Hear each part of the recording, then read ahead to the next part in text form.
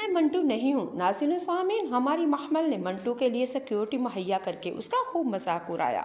महमल अपने पप्पो के पास आती है और कहती है, मंटू को जब पता चला ना फरहाद बिन्यामीन का बेटा है, वो तो थर थर कांपने लगा, रंग आने जाने लगे और लाले पड़ गए, हाथ पांव तो जैसे फूल ही गए और सुन हो गए, हाथ पांव ठंडे हो गए। और इसके ऊपर पुप्पो ने तो कहका लगाना शुरू कर दिया और कहा, वाह, आज के दौर में भी इतने बुज़दिल लोग होते हैं।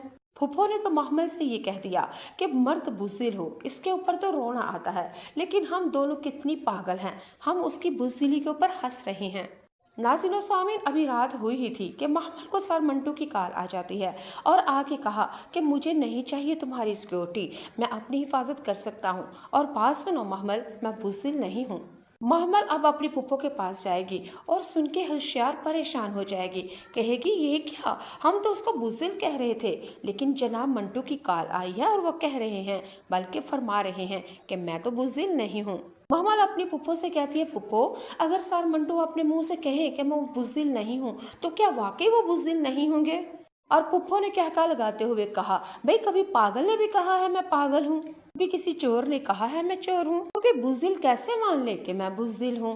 बुज़दिल को कहने की जरूरत नहीं पड़ती, नजर आ जाता है। और जो बहादुर होता है वो कहता नहीं मैं बुज़दिल, उसकी बहादुरी नजर आ जाती है। नाज़रीन व सामीन, आप लोगों को बता देती हूँ, महमल ने फरियाद के डर से सर मंटू की सिक्योरिटी रखी थी, लेकिन सर मंटू ने भी बड़ी खुशी से वो सिक्योरिटी ले ली थी।